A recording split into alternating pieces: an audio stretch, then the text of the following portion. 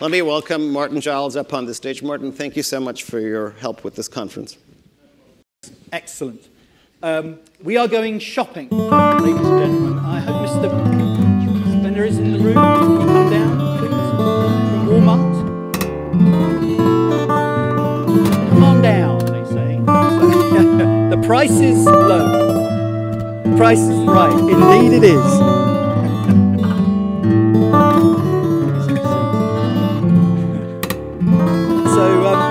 Vijay mentioned that companies are going through a lot of adaptation, and I think in retailing, or more than almost in any other sector, we're seeing considerable change and a considerable pace of change. And so we're very lucky to have Michael here, who oversees Walmart's digital e-commerce initiatives. And I thought we should start by just diving in and saying, what are the forces, not the 5 forces, because Vijay says we shouldn't be talking about those anymore, but what are the key disruptive forces that are affecting retailing as you see them from Walmart? Yeah, I think one of the things that Vijay mentioned in some of his opening remarks, Martin, mobile and the shift and the transformation that's taking place with the customer from that perspective is one of the biggest ones that's happening. And when I think about disruptive companies, you mentioned companies like Lyft and Uber who are playing in that space who would have thought 10 years ago that you could use your telephone and your mobile phone to call a total stranger to get a ride somewhere, right? Yeah, pretty spooky. Pretty amazing, and those are the types of forces that are underway right now. Mobile is one of the big transformations that we see happening in our business, in the space that we operate in, that we're tuned into. And you've got some sort of I call them sort of swift boat attackers. You know, they're the ones who come from nowhere. Right. They're really quick and they're in there like a shot, right. and you don't see them. Who are they in your space? Well, who are the ones that you worry about? Well, you know, I don't like to point to specific players that are in the marketplace, but because we compete across so many different components and categories in our business, we have a wide range of areas of focus for us, and we don't really point to any one specific. But you one. See them nibbling, right? Absolutely. They're all there. Absolutely, and they're all on our radar screen, and they're ones that we know very well and are interested in making sure that we understand how to compete effectively against them as well. And then you've got the sort of the battleships, which are sort of one that has that big red thing with a bullseye in the middle of it, and a number of others that you're used to dealing with. Absolutely. And then there's the USS Digital Nimitz, right? Yeah. That's Amazon. Mm-hmm. As Vijay said, you know, they have this huge amount of assets. Absolutely. Digital first. How much does Amazon figure in your sort of world, and how has it shaped Walmart's sort of view? Sure, we always take a look at all of our competitors. Amazon obviously is a formidable one. What I would tell you though about Walmart and where we're focused right now and the things that we're doing, we spend a lot of time in our business talking about the digital transformation from the perspective of first starting with what's the customer asking us to solve? What problem are they asking us to solve? And when you think about Walmart, what we're doing in our e-commerce space, our e-commerce business is based up in San Bruno, California, so we're right in the middle of Silicon Valley.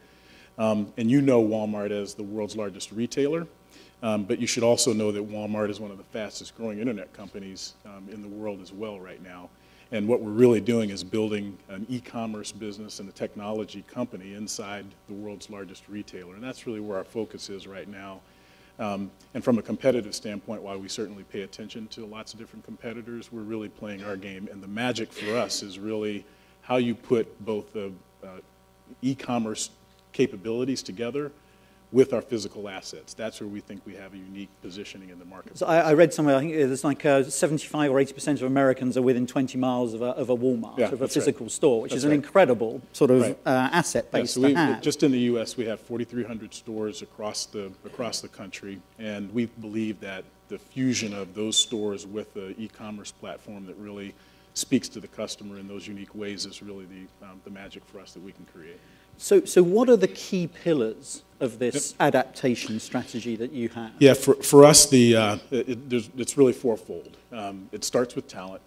Although we're a software company and we're developing that inside Walmart, you still need great people to do that. And so from a talent perspective, we're building and adding in a talent-dense area in Silicon Valley. One of the questions that people always ask about is, can Walmart actually attract Yeah, talent right. in Silicon Valley? How do you do that? You say free shipping or free something else? Well, yeah, What's the that's right. discounts? Free shipping, and you can go to any store and buy something for free. No, I'm just That only gets you so far, right? No, that's right. That's so, right. so how do you do it? You pay them loads, much more than Amazon No, or Google? we pay competitively, and you have to do that in the marketplace. But one of the things that I think is really interesting is you have to put together a platform and a proposition from a standpoint of what is it that's really exciting about working at Walmart. And what we sell is the scale of our business and the ability to actually solve big problems for lots of people around the world. And when you talk to people that are interested in coming to Walmart and you speak to them about the types of problems that we're solving for customers, that's really what gets them excited. And that's really what helps us. So it's the data, that there's sort of like a vast pool, a mountain of data that you have that people can go play with. That's got to be attractive. When you talk to engineers about coming to Walmart, that's one of the things that is most attractive, is just being able to swim around in a ton of data and play with it, and then come out with insights that help to fine-tune our propositions for the customers that we serve. There's no other data set like the Walmart data set. And just to give people a sort of flavor for the size of scale of operation, how many people are there now in the sort of digital side of Walmart? Right, so we have about 2,500 in San Bruno, and that's been growing.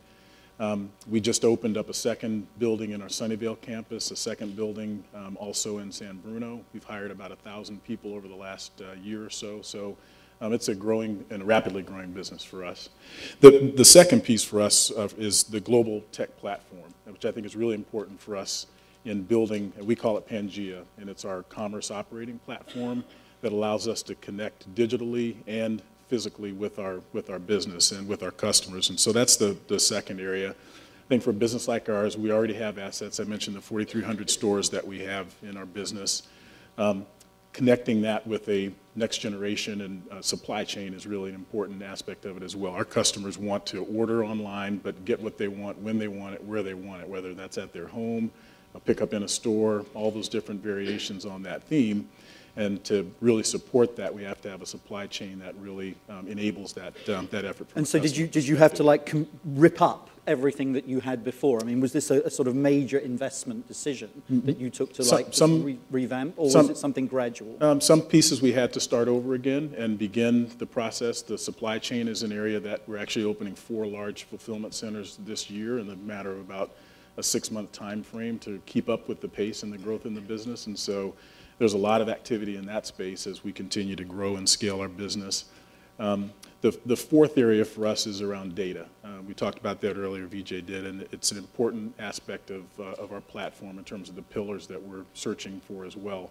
You talked about some of the historical companies like GE and others that have really started out as hardware companies and moved more towards software. We're doing the same thing and leveraging data and analytics in new and exciting ways to really get to a more intimate and focused relationship with the customers. Could you give us an example of that? I mean, how have you used data to sort of deal with some of the perhaps offers that come up from insurgents? Yeah, sure. So I mean, there are lots of different ways that we leverage data. One that I can share certainly is in the area of how we look at our merchandising, both on the website as well as in our stores. We're using data now to understand everything from what sells in certain geographies to how we actually assort our different fulfillment centers so that we can provide efficient shipping and delivery. If a product sells more in Seattle, we ought to put it in the Pacific Northwest as opposed to putting it in New York and having to ship it all the way from New York to Seattle if that's where it's selling. So it's optimization, as Vijay was saying. You're optimizing existing infrastructure using big data. Yep. You talked about mobile, and I'd like to just follow that up because people talk a lot about showrooming these days. Like I go into my Walmart store, I fire up my app, and I say, "Oh, look, that's a great price, but I can actually see I could order that on Amazon than Battleship for less. Why don't I just order it on Amazon in one touch?" That transformation has created new threats for you, but has it created opportunity? How do you deal with that issue of showrooming? Yeah, absolutely. A lot of people have misconceptions about the Walmart customer. 65% of our store shoppers actually have smartphones, and if you break that down to just those that are under the age of 35, and everybody's talking about millennials these days, right? That number grows to 80%. And so, And so 80% of our store shoppers actually use smartphone technology, and they're using it in ways, if you think about the pre-purchase component of their shopping experience, they're using it to look at product reviews. They're using their smartphones to understand pricing and comparisons, like you're saying, to Amazon and others that we compete with. And then once they actually arrive at the store, they're using the smartphone to do everything from, again, checking prices, looking at where in the store they can actually find the item that they're looking for, and moving toward being able to check out with their smartphones as well. So those are the types of things that are impacting us from a mobile standpoint. For us also, it's really important to understand how fast that transformation is taking place. If you look at that holiday time frame, which is a really important time frame. It's end of year time frame. Yeah, that kind of November through December, January time frame. 70% of the traffic that we saw on Walmart.com during that time frame came through mobile applications. So we talked, Vijay, you mentioned about desktops and how people are using, or used to be using that more as their entry into interacting with the brand. It's happening much more on mobile devices now, and that's really what we see taking place. And do you see this as like a way of sort of fending off the disruptors? Because I know, when, for example, when I get within 5 miles of a Walmart store, I start getting pinged on my app. So you've geofenced your stores, we right? absolutely have done that, yeah. And that's just one example of how we've integrated technology and software into the way that we're interacting with customers. And it's interesting because really what the focus is making sure that we are doing everything we can to create a frictionless experience for our customers.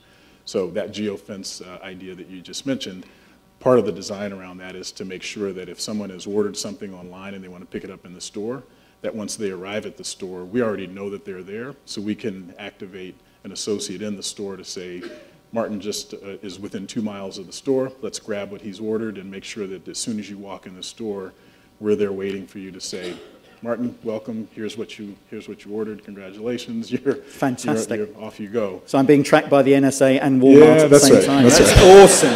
I am really happy about that. But it's important because... but it's convenience, right? It's convenience. It's about convenience, and our customers are actually saying, give me some time back, because I'm a busy person, and I'd like to move around and do whatever I need to do to live my life. And if you don't, someone else is going to offer That's that exactly right. right? That's right. Can we talk just a little bit about the sort of tensions that arise in any sort of disruptive sort of process where you have an incumbent organization that's set up in certain ways, and then, there's Michael and his team out there, those 3,500 people out in that place called Silicon Valley with some weird people wearing T-shirts. That's right. And all of a sudden you're doing all this stuff and you're telling us we have to change our ways, and hey, you're actually cannibalizing some of the stuff that we're going to be doing, because if we put it on, we won't get them in the stores, they're going to shop online. How do you deal with that inherent tension? Right. So a lot of the work inside our business right now is focused just on that. And we use the term way of working and how we come together as a group. And the central focus stays on the customer. And if we continue to do that, that always is the lighthouse that we try to run to. And whether we've set up these boundaries of Walmart.com and Walmart stores and Walmart International, for us that doesn't matter. The focus is really on making sure that the customer is at the center of our decision making.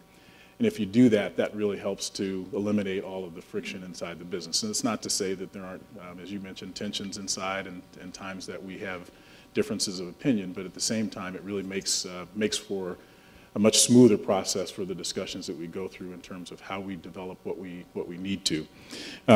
What I would talk to specifically is in the migration that we're going through right now internally, both on our store side as well as in e-commerce, is from a headset standpoint, we're trying to transform the thinking from being an IT-driven company where there's more of a theme of maintenance to an engineering company where innovation and newness is part of what happens inside the business. And that's also resident inside the e-commerce business as well as our business in the stores as well.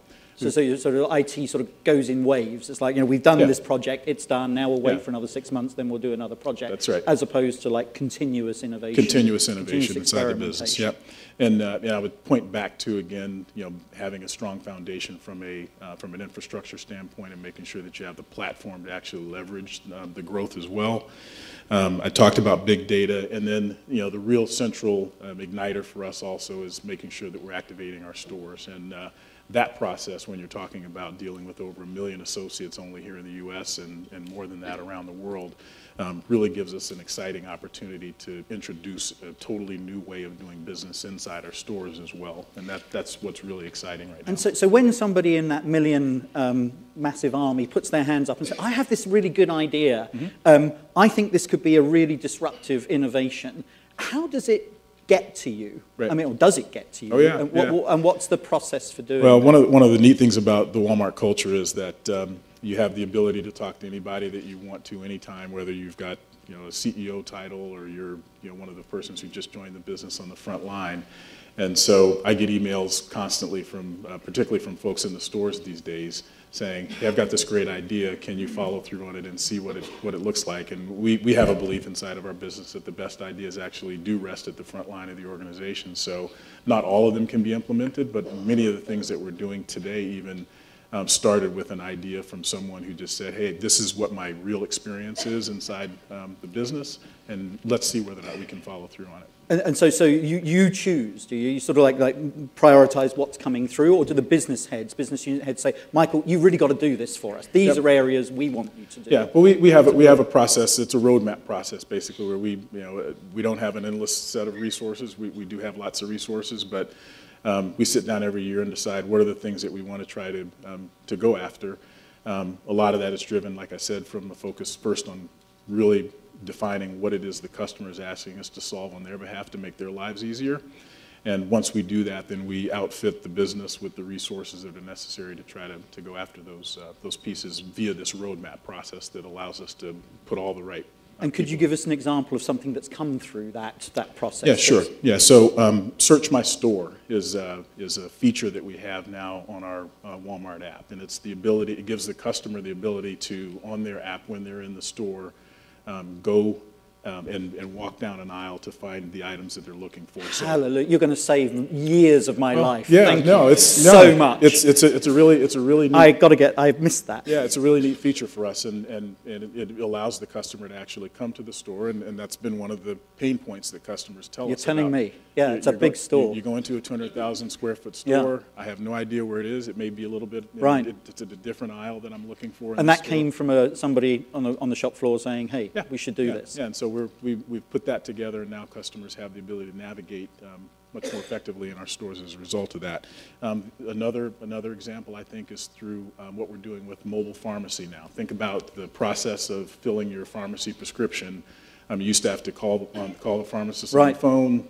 And now do it through the app. And now you can do it through the app and refill, rapid refills for, things like maintenance meds, like Lipitor, for example. Every 30 days, you need it. We'll prompt you at the 23rd or 24th day. It's time for another refill. Come in.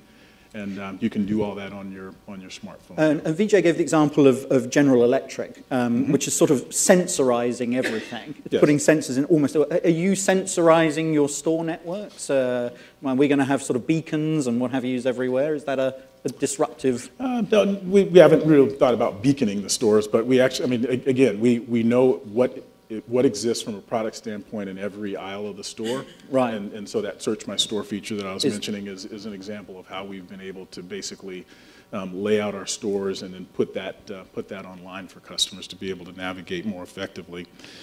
So those are just a couple examples. And I noticed that you made quite a number of acquisitions in small sort of startup size companies. Uh-huh. And in Silicon Valley, it's quite common to sort of do these acqui-hires, which is sort of a reverse neutron bomb. The neutron bomb takes out the people, leaves the thing standing. The way the acqui-hires work, they take down the business and they leave the people standing and keep them. Is that something that you have deliberately looked to do? Something like a Cosmix, which was a company you bought several years ago for $30 million. That's a great example. We do a couple of different things. If there's a specific capability that we're trying to find, that may be a reason for an acquisition.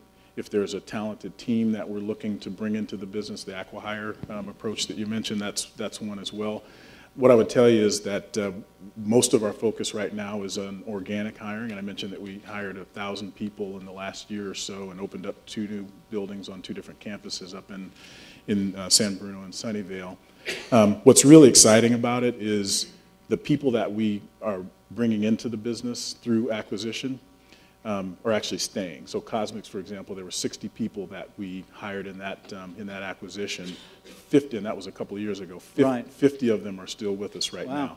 And it goes back to this notion of, at Walmart, the ability to swim around in lots of data, solve big problems, but importantly, and this is consistent with what happens in Silicon Valley, you're doing it at scale, but you're still doing it fast as well. You know, that's one of the questions that we get sometimes from people that join our businesses. This is Walmart, is this going to be a big bureaucratic company? But within our e-commerce space in particular, again, we're building an internet technology company inside the world's largest retailer, and so many of the framings of what's happening, much of the framing of what's happening inside of our business right now is centered around how you run an internet company. So it's an exciting environment there. And Great. 14 acquisitions in the past 3 years or so. That's a lot. Yep. We've covered a lot of ground. I want to make sure we get some time for questions from the floor. I have a couple more, but could we get them with microphones available? Yes, thank you. Okay, ladies and gentlemen, any questions for Michael? There's one down the front here. This gentleman.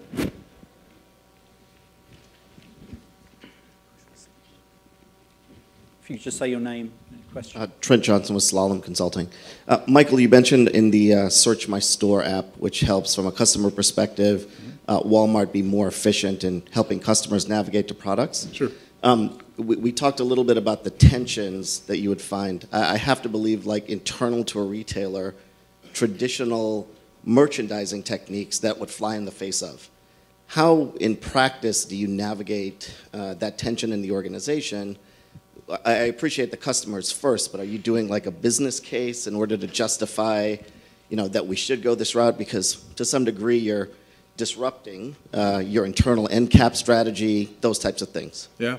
It's there's absolutely a business case that gets put together every time that we work with our retail merchant partners. One of the things that's really important right now in our business is making sure that there is collaboration between those two groups. So take the merchandising organization. We're working very closely with our store retail merchant partners in the way that we assort the business.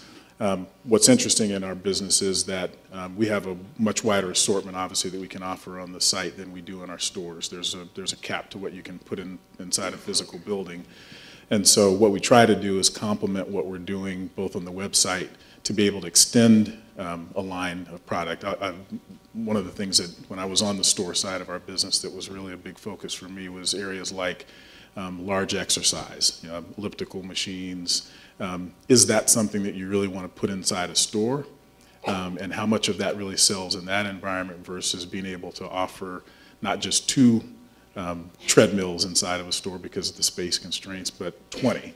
And so we partner with our merchant partners to say, let's show a couple inside the store, but let's also speak to those that are inside the store in that area when they're looking for that and say, if you want to see a wider assortment, go to walmart.com because there are 500 different elliptical machines and treadmills that you can see online. So that's an example of how we're working with our partners there.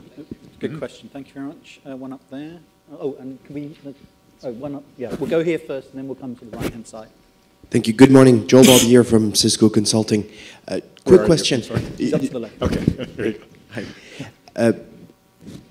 I'm completely convinced of the necessity of the digital agenda, but change, our experience shows that change is hard. How do you overcome the inertia of the organization? How do you drive adoption?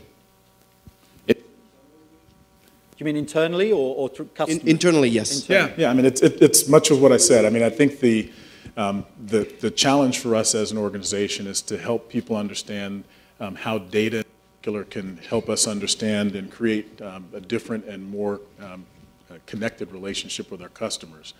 And through the use of that data, what we've been able to accomplish inside of our business is that partnership with how investing in this piece of our business and the way that the customer is headed makes sense. It's not to say that, again, that there are challenges inside the business when you have a finite amount of resource, particularly dollars and capital to spend. Stores want to build more stores. We would like to invest in whether it's an acquisition or another capability. And those are the things that at the executive level we just sit down and work our way through that. The beauty in our business, though, like I said, is to be able to be in a place where we can put both of our capabilities from an e-commerce standpoint together with our physical stores.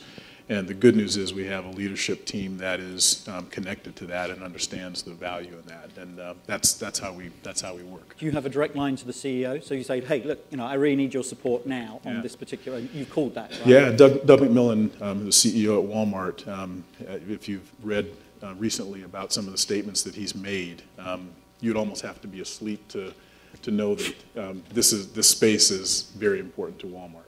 Got it. He speaks about it in every time that he speaks. So that's very important, that reinforcing message from the top. There was a question up here and then down here. This one at the back. Right, so right here, Carol Fawcett with Dell. So great segue into your relationship conversation with your CEO. I'm wondering what your relationship with your CIO is and whether you are a customer of his IT department, or her IT department rather, or whether this is, you have your own IT group that's doing that work. Right, so we have a chief information officer of all of Walmart. Karen Ann Terrell is her name. And then within the global e-commerce business, Jeremy King is our CIO within that business. And the two of them partner very closely on the initiatives that will help activate what we want to try to get done across the business. And that's, I think, another example of how we're trying to make sure that the partnership between the e-commerce business and the broader Walmart organization, not only here in the U.S. but around the world, is working together. So that's how we're set up. Okay, thanks. One here. Hi, I'm Kelly Wanzer from Stateless Networks. My question is related, actually. Mm-hmm. So it sounds like you place a lot of demand on your infrastructure in terms of performance and data. And how much does that bubble up to you in terms of something you have to factor in the initiatives that you do? Very highly. And when you think about at Walmart, a lot of our systems are homegrown and internally developed. And so a lot of the work that we have to do is integration work. I think everyone knows now that we are working on a big initiative on grocery home shopping right now. For example, we're operating in 5 markets around the country right now in a test to understand someone wants to order groceries online and pick them up in a store, have them delivered. The opportunity for us there in terms of integration of systems across our business, both on the store side as well as what we've developed inside of our e-commerce business. Lots of conversation about how to make that work and continue to make that more efficient inside of our business. So, a big piece of my day is dedicated to making sure that those things come together, and where there are tensions or challenges or there's a need from a capital standpoint, it's usually where I am sitting in a discussion trying to resolve those kinds of things. And is there an overall target for how much the company wants to have from digital revenues sort of 3-4 years out? That say, Michael, you missed that target, you're out. Just to put it bluntly. Yeah, absolutely. I mean, is it that sort of set, or is it like, well, let's just see how the world changes and we'll work out? Yeah, we're like any other company. It was nice knowing you. Yeah, that's right. That's right. Let's get another question up there. There was a question here. Hi, this is Mukund Kaushik with Kimberly-Clark. So I'm a part of the CIO's leadership team leading digital transformation within the company. So my question is from an OEM standpoint. We do a lot of business with Walmart. How do we connect in with your key pillars? Because we're doing digital transformation internally on our side, and there are certain synergies that I see in your supply chain, in your marketing, and your e-commerce capabilities, where if we have a relationship at the technology-led digital level, we can drive more change and more throughput through your business, and that also impacts our business. So is there a way we can collaborate on that and a way we can move that agenda forward? Sure. Yeah, I mean, we work very closely with the supplier community in making sure that, again, both on the store side, as we always have, but even more recently on our e-commerce side of the business, finding ways to leverage one another's capabilities. And to the extent that they can be complementary, and supply chain is a really great example, how is it that we can actually bring the products that you want to sell in our stores or online through that supply chain more efficiently? And that could be either through use of your assets or ours. So I think the best way to do that is to set up some discussions where we can have dialogue about that. I'd be happy to give you my card when we're done. We can follow up together. I would love to take more questions. Well, we'll take one more, and then I'm afraid we're going to run out of time. But Michael will be hopefully available a little bit over the break. So, Jen? Sure, thank you. Ian Chatterjee with Deloitte. This is a question about your global strategy and its connection to this whole digital transformation. So I know in India you've had some missteps in India as you've tried to enter into India. Some of it has been because of some of the regulations there. But as digital really creates all this new opportunity, and much like the Uber example that we saw from Vijay, what's Walmart doing to actually get into countries that it has not, where it has had challenges getting into? Can you use digital to sort of overcome those challenges? Yeah, sure, absolutely. A better way of looking at it. Yeah. I mean, I think that's certainly a vehicle that we are exploring in countries where we don't currently operate. What I would tell you is we have so much opportunity in the countries where we're already invested in right now, China, Brazil, some of those countries like that, and we're building out opportunities there and really taking out a very similar type of an idea that I mentioned in terms of making sure that where we have physical assets and digital capabilities that we're putting those together. And that's not just a US-centric kind of thought process for us, but that's the idea in terms of how we're looking at other countries that we're focused on as well. It's fascinating. Ladies and gentlemen, please would you thank Michael Benton. Thank you.